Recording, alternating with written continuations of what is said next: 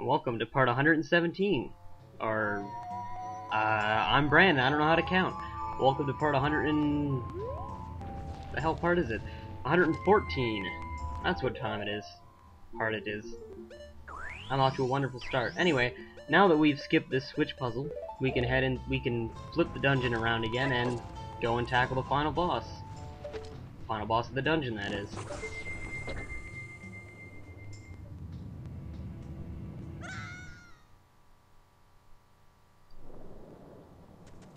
Note that when this place is upside down, there are 4 blocks to jump across, but when it's right side up, there are only 3. Not really sure what that's about. Probably just an oversight on Nintendo's part.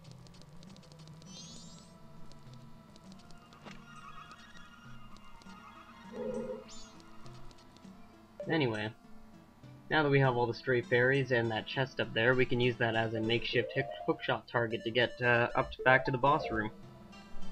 And you should already know that if you've been watching the playthrough, but I'm going to tell you again because I like to hear myself talk.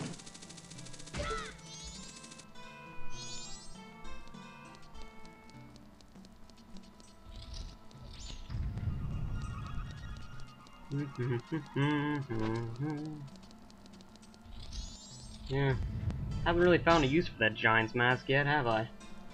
Something tells me I never will. Oh well.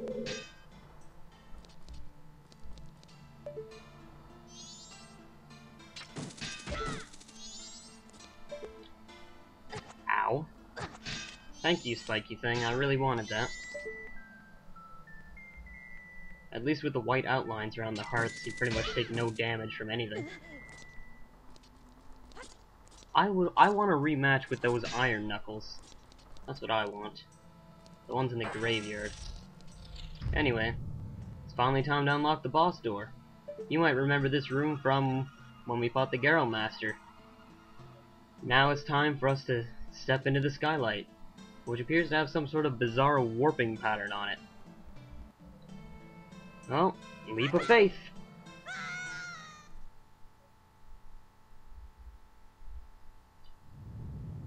Longtime Zelda fans might recognize this boss, since I'm pretty sure it's supposed to be the 3D incarnation of the Moldorma from Link to the Past. I think that was called the Moldorma. I can't pronounce it, but whatever. You know what I'm talking about. It was like a big snake thingamajig. This is the gargantuan masked insect. There are 2 ways to beat this boss. One is the extremely easy way, and the other is the awesome way. I'm gonna go with the awesome way because I want to make it more epic. If you go with the easy way, it's pretty much the easiest boss ever, so... meh. I like to make life hard. So yeah, you're doing this the hard way. You just pretty much just stay on this platform and time yourself really well and shoot his tail. If you read Tattle's description, it says that he's vulnerable in the front and in the back. But as long as you're using the hard way, you can only shoot the back for some reason. As far as I know anyway, I could be wrong. But it never seemed to do anything when I shoot the front.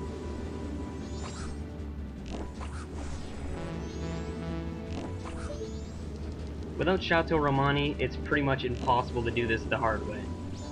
Even with Chateau Romani, you're still likely to run out of arrows if you don't conserve them really well. Whoa, that was scary. So, yeah, you want to be really careful and mainly shoot him when he's nearby, because when he's far away it's pretty damn hard to judge the distance, since this isn't a gun and it takes time to actually travel.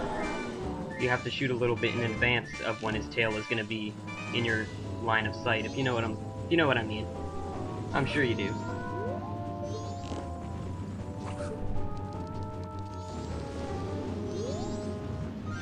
I've gotta say, I really like this environment. For an N64 game, it's gorgeous.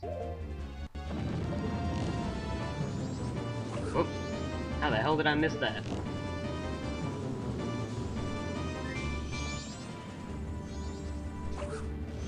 Not really sure what the desert scene has to do with Icana Canyon, but whatever. It's a really cool environment. I'm not complaining. If I keep missing this much, I might not even beat him the hard way.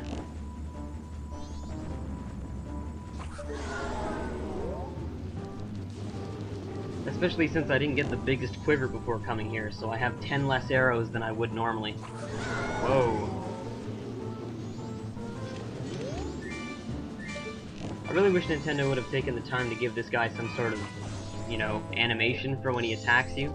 Like he could eat you and, you know, throw you around the room or something. More interesting than just running into you blindly. It does seem like a pretty cool idea for a boss, it just mishandled really badly.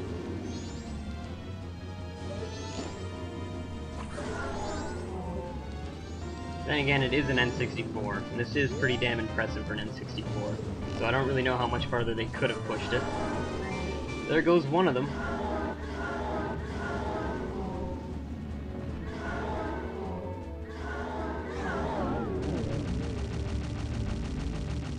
Boom.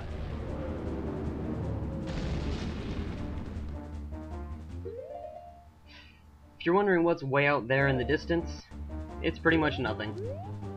This sand is kind of like quicksand, where if you stand in it too long, you'll sink into your death. And I'm pretty sure if you go out a certain length, eventually you will just die. I think. Or there might just be an invisible wall. I don't really remember, actually. Either way, it's definitely not an infinite environment. It's still pretty damn impressive, though. And the fog makes it look pretty infinite as long as you stay in the middle. Whoa. And even though the texture is rather blurry on that thing, it still has a pretty scary face, I gotta say. They did a pretty good job on it.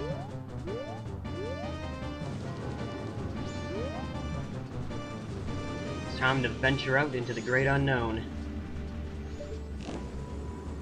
Bitch is toast. Well, almost toast. Fighting you on your own turf here, Moldorm. I mean, Twin Mold, whatever. It's basically just two Moldorms, I guess.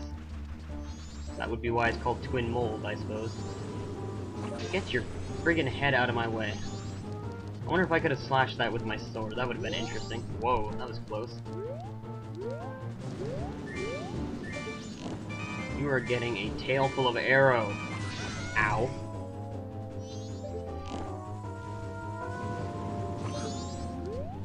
Sometimes I'm terrible at this game. I only have 7 arrows left. I have to start being more awesome. Get over here. You flying tapeworm. I'm gonna kill you right now. Nope. 5 arrows. Wow.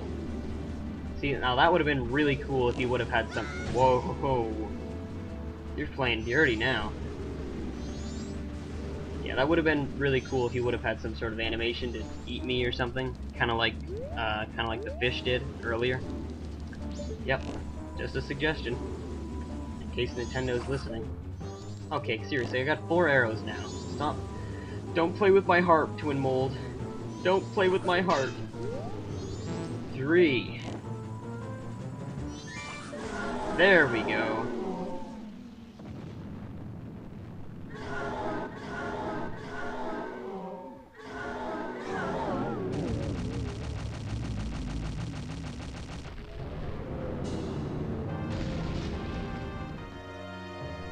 Nice. Now, do you want to see me beat it the easy way? Well, I'm gonna show you whether you like it or not. Yeah, that's why this part is so long. I'm gonna kill the boss twice. The mark of quality, folks. It actually kinda is the mark of quality this time. I put effort into this part. Go me!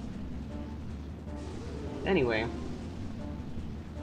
As you probably could have guessed, there is a reason that we got the Giant's Mask in this dungeon. And there is one place in the entire game that you can use the Giant's Mask. And it's this room. Yep. Enjoy this cutscene while you can, because you're not really going to see it too often. So yeah, this is the easy way to do it. Throw on the Giant's Mask and slash away. The main problem with this is that the Giant's Mask uses a lot of magic. So you can smash those pillars around if you want to get magic, or you can just have Chateau Romani like I did, if you want to do it the piss easy way.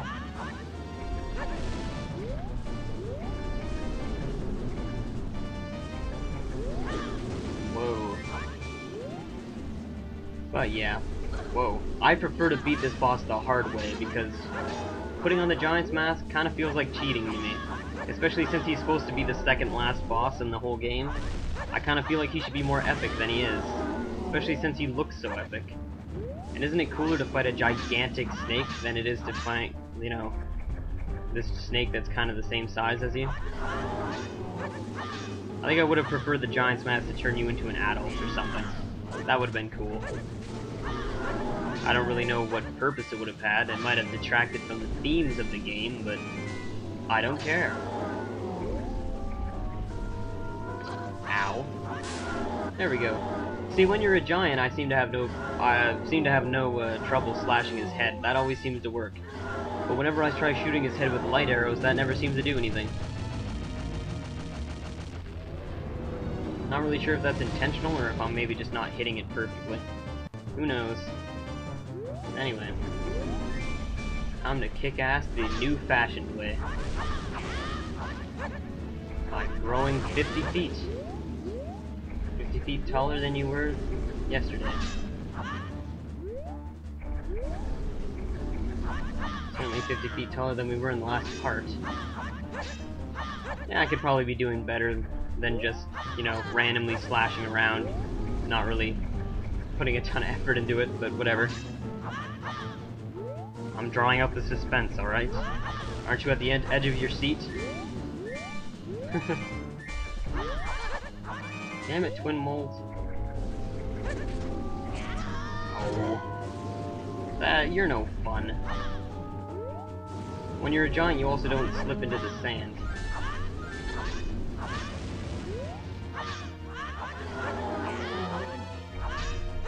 There we go. And Twin Mold is once again defeated. Kind of like a quadruplet mold, but whatever. You know, because we beat it twice and all. Laugh, damn it. Anyway. So yeah, those are your two ways of beating Twin Mold. If you have a hard time beating him the hard way, you can throw on the Giant's Mask and beat him that way. Pretty much. There's also a similar trick for beating the final boss, which I'm also going to show you. But that's quite a few parts away. For now, we just got another heart container.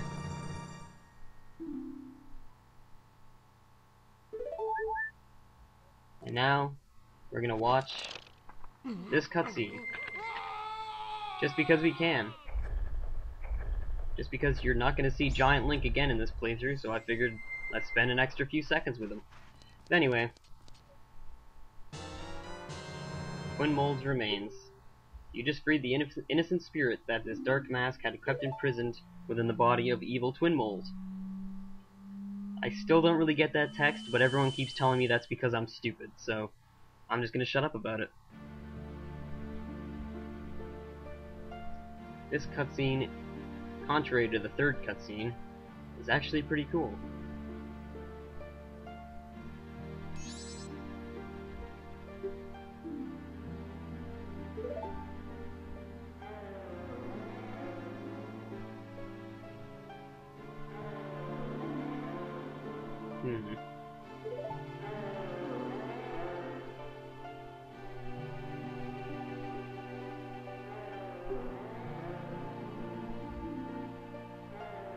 Tattle is rather demanding.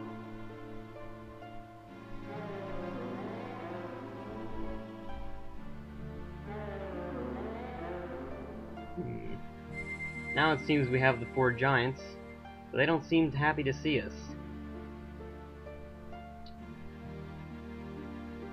Forgive your Friday? Forgive your friend. What do you mean by forgive? What friend? That's exactly what I was thinking. Could he be talking about the Skull Kid? The guy who poisoned the entire world out of bitterness? What kind of message could those giants be trying to get across? Riddle me that, playthrough. Riddle me that.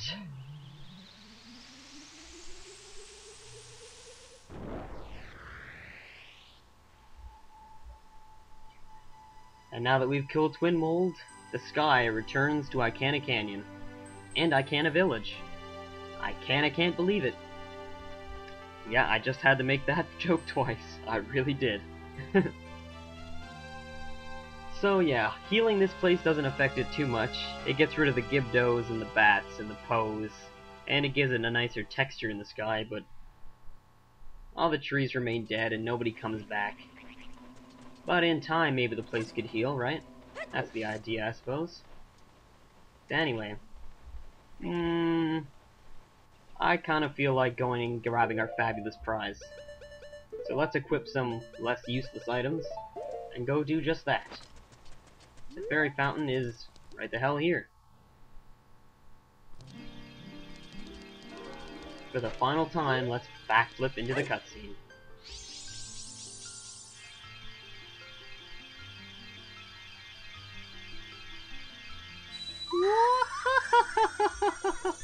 Yellow hair, really. Actually, I gotta say that looks kinda cool. All the other colors look really tacky, but that one kinda looks awesome. I'm glad that they saved that one for last. I'm also glad that it's the Great Fairy of Kindness. Ooh. The Great Fairy's Sword. I guess your mileage may vary on whether or not this sword is awesome or ridiculously over-designed. Personally, I lean towards the latter. It's a little bit ridiculous. But hey, it is strong. But of course, since we can't swap our sword in this game the way that we could in Ocarina... Well, actually, we couldn't do that in Ocarina of Time, could we? Oh yeah, we could, yeah. Well, anyway, since we don't have an equipment subscreen in this game, it's a C button item, instead of replacing your gilded sword. Which is a little annoying, but obviously they did it because it's a two-handed sword, and it would be irritating if we only had a two-handed sword. That wouldn't be nice. I wouldn't want to get the sword. So, it's a nifty little thing, but I'm probably not going to use it too much. As I said, the game's already pretty easy, so I don't really need it, but hey. Leave a comment saying whether or not you think this sword is awesome, and I'll see you in the next part. We're going to get some heart pieces.